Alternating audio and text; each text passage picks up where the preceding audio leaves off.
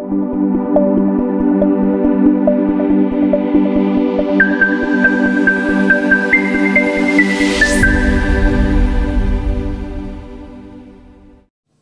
ప్రధానంగా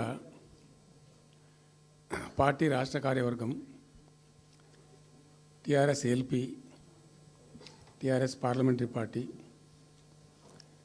మిగతా విస్తృతంగా వచ్చినటువంటి నాయకులందరితో కలిపి సమావేశం పెట్టుకున్నాం. అప్పుడు ముఖ్యమంత్రి ఉన్న చంద్రబాబు నాయుడు ఆయన మహబూబ్నగర్ జిల్లాను దత్తత తీసుకున్నాడు. ఆయన దత్తతలో ఉండే నేను అడాప్ట్ చేసుకుంటున్నా, ఈ కరువు జిల్లా, దీన్ని అది చేస్తా, ఇది చేస్తా, పొడి చేస్తా అని మాటలు చెప్పి ఇష్టం వచ్చినన్ని పునాదురాలు వేసిండు. కల్వకుర్తి, మన్ను, మశాను, రకరకాల పునాదురాలు వేసుకుంటూ పోయిండు. ఉద్యమ సందర్భంగా నేను చేసే ఉపన్యాసాలలో నేను మాట్లాడేది ఈ పునాదురాలన్నీ ఎందుకు మనకు పట్క ఏడుస్తానిక, చూస్తానిక, ఏం లాభము, ఈ రాళ్ళని కృష్ణానదిలో అడ్డమేస్తూ చెక్కడమని అయితే భయం అనేది నేను నవ్వేది, జనం సప్పట్లు కొట్టేది సభలలో నేను చెప్తుంటే. ఒక్క డ్రాప్ వాటర్ కూడా పొలాలు పారడానికి రాలే. తత్ఫలితమైంది net result. What was the net result? Palamuru జిల్లాలో ప్రతి తాలూకా కేంద్రం, అంటే ప్రతి నియోజకవర్గ కేంద్రం నుంచి వలసలు పోవడానికి ప్రజలు ప్రతి బొంబాయి నుంచి bus, Narayanpet Bombay bus, Wanaparthy Bombay bus, ఇంచుమించు అన్ని తాలూకాల నుంచి బొంబాయికి డైరెక్ట్గా బస్సు. ఏం చేస్తారు? ప్రజలు పొట్ట చేత పట్టుకొని వలస పోవాలి, బతకపోవడం తప్ప ఇంకో గతి లేదు. జిల్లాకు జిల్లా మొత్తానికి మొత్తం 100% కృష్ణా బేసిన్లో ఉంటుంది. భయంకరమైన కరువు. చివరికి ఆ జిల్లాలో ఉండే అనేక మంది కవులు అనేక పాటలు రాసిండ్రు.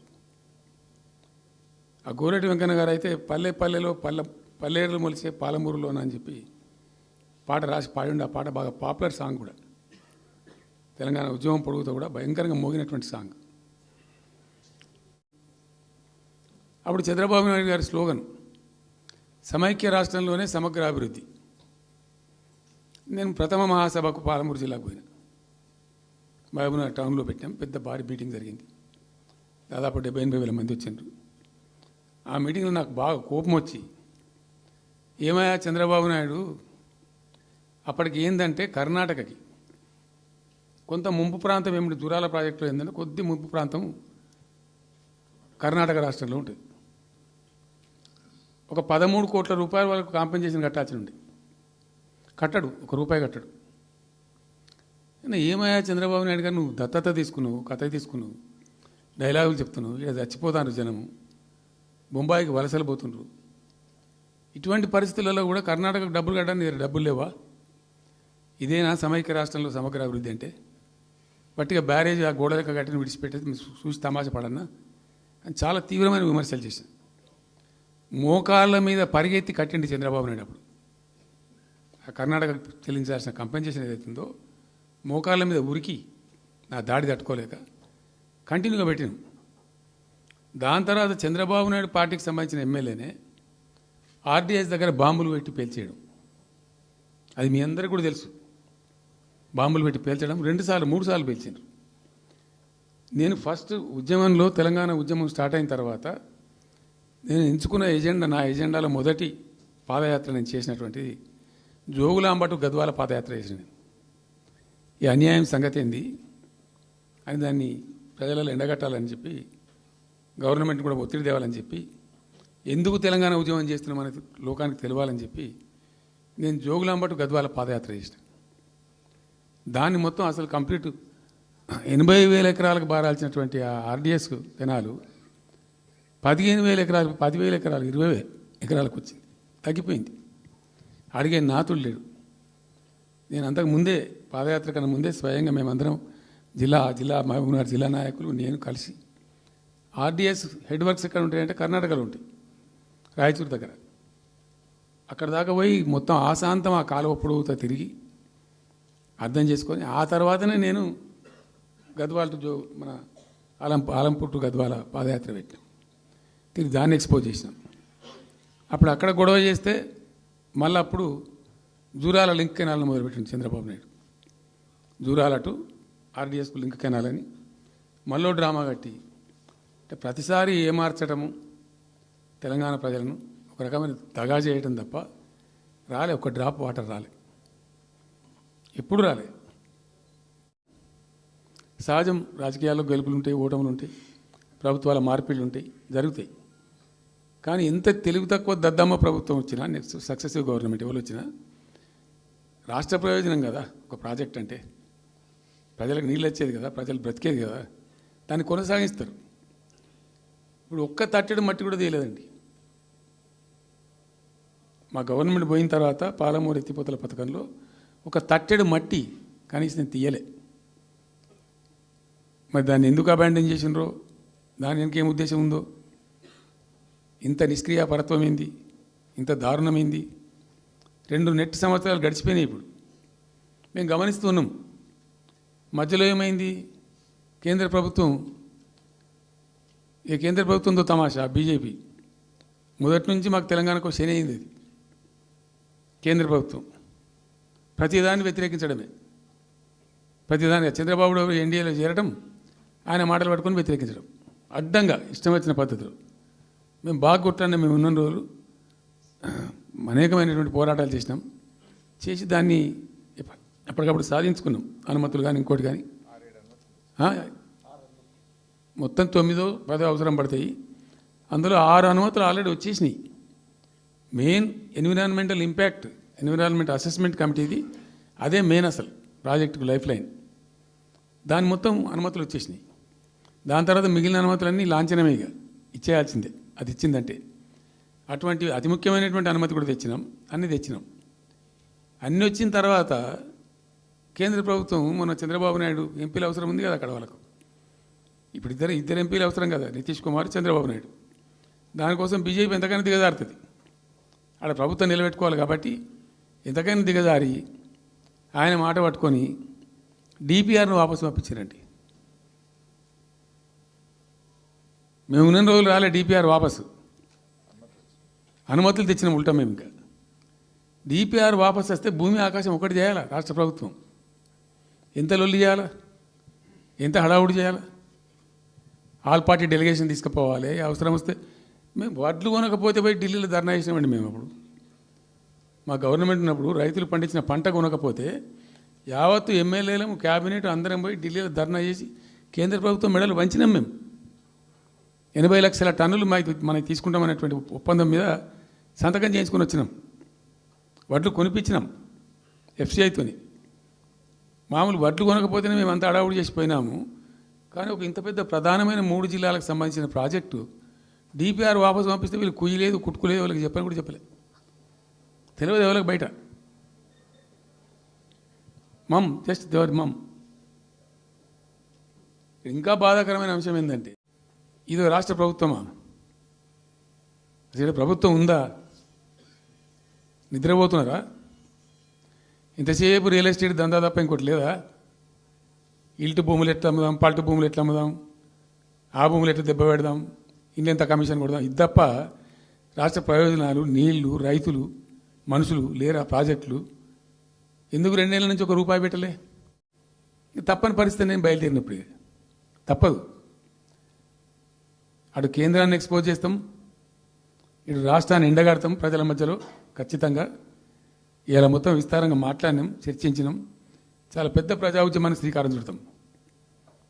కంపల్సరీ పాలమూరు, రంగారెడ్డి, నల్లగొండ జిల్లాలలో గ్రామాన దానికి పోస్టర్ డిజైన్ అవుతుంది, కరపత్రం డిజైన్ అవుతుంది. ప్రజా ఉద్యమాలు చేస్తాం, పెద్ద బహిరంగ సభలు పెడతాం. నేను స్వయంగా అటెండ్ అవుతున్న బహిరంగ సభలకు.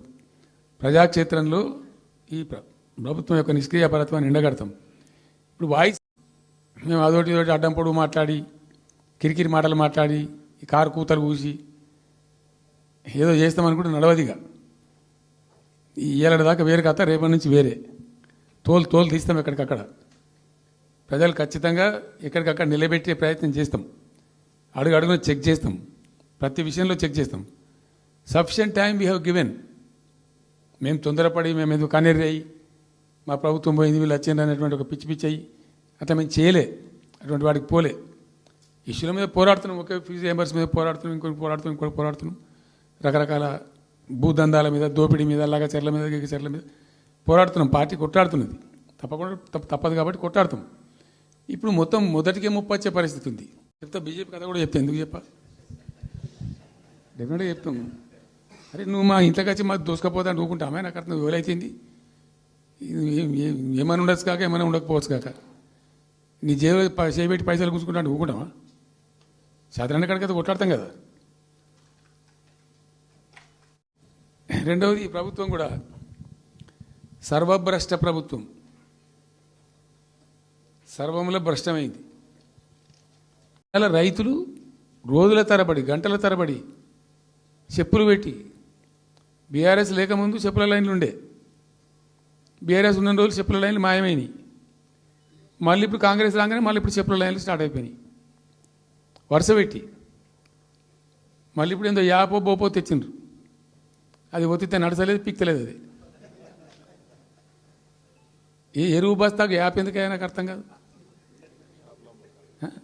ఇంకా ఆ యాప్లో కూడా నేను నాకు పూర్తిగా తెలియలేదు. నేను రాత్రి కూడా చెప్పే, ఆ యాప్లో ఏముంటుందట, ఇప్పుడు నాకు పట్టుందా, అది ఎన్ని మాటలు ఇస్తారట.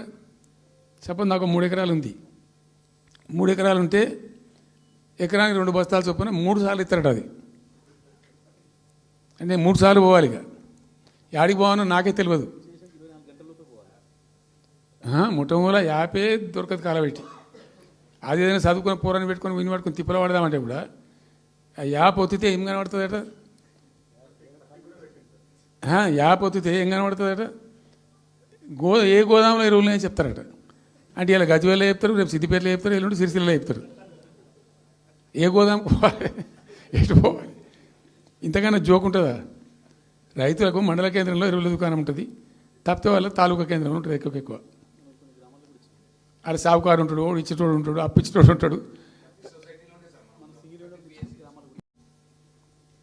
నిన్న నేను హైదరాబాద్ వస్తున్నాను, నిన్న నేను మా ఫామ్ నుంచి బయలుదేరి వస్తుంటే ఒక 10 చోట్ల ప్రామిస్ చెప్తాను. 10 ప్లేసెస్లో పక్క పండు వచ్చుకో, కానీ కార్లో కూర్చున్నాడు, 2 స్టీరింగ్ ఇచ్చిపెట్టి 2 చేతులు మీదకి పెట్టిండు. బాస్ మళ్ళీ మనం జల్దీ రావాలి, మనమే వస్తున్నాం, నెక్స్ట్ మనమే అని దుంకుతున్నాడు. ఆ మోటార్ బైక్స్ వేసేవాళ్ళు వాడు పక్కన పక్కన వచ్చి వాడు వచ్చి నెక్స్ట్ మనమే సార్ వచ్చేతను అంటారు పోతుండ్రు. హైదరాబాద్ సిటీలో అనేక ప్లేసెస్లో కనీసం ఒక 10-12 ప్లేసెస్లో అట్లా చెప్తున్నారు జనం. అది దేనికి సంకేతం? మీ మీద ప్రజలు విశ్వాసం కోల్పోతున్నారు రోజు రోజుకు, మీ చర్యల వల్ల, మీ పిచ్చి పనుల వల్ల. బిజినెస్ మీట్ పెడతాం, ఎంఓయూలు చేసుకుంటాం, ఏ ప్రభుత్వం చేయాల్సిందే. అడ్డగోలు జమాబందీ దానికి లెక్కలేని కథ అంటే ఏందన్నట్టు, ఒక హైప్ క్రియేట్ చేసుడు, దీనికి ఆజుడు, దీనికి గురువు చంద్రబాబు నాయుడు. ఇప్పుడు చంద్రబాబు నాయుడు చెప్పిన లెక్కల బిజినెస్ వచ్చేది ఉంటే, ఎంఓయూలు సక్సెస్ అయ్యేది ఉంటే, ఆంధ్రప్రదేశ్లో ఈ పాటికి 20 లక్షల కోట్లు వచ్చి ఉండాలి. ఆయన ఫస్ట్ టైం అలా సీఎం ఉన్నప్పుడు ఆ ఊళ్ళో పెట్టే కదా, వైజాగ్లో, అమరావతిలో కదా, వైజాగ్లో పెట్టిండు. వైజాగ్లో ఎవరు వెళ్ళి ఎంఓయూలు చేసిన వాళ్ళంటే వంట మనుషులు అని చెప్పిండ్రు. ఆ స్టార్ హోటల్లో ఉండే బయట వంట మనుషులు, వాడు ఎవడ సప్లై చేసేటోళ్ళు, వాడు వచ్చి కూర్చోపోయి సంతకం పెట్టే పెట్టిండు వాడు పాపం. అవునా అంటే పాపులర్ అయింది అది. ఇప్పుడు మరి ఎక్కడ ఆ పెట్టుబడులన్నీ ఎక్కడ చెప్పండి? ఆఖరికి 10,000 కోట్లు అన్న రావాలి, 15 లక్షల కోట్లు, 6 లక్షల కోట్లు, 8 లక్షల కోట్లు.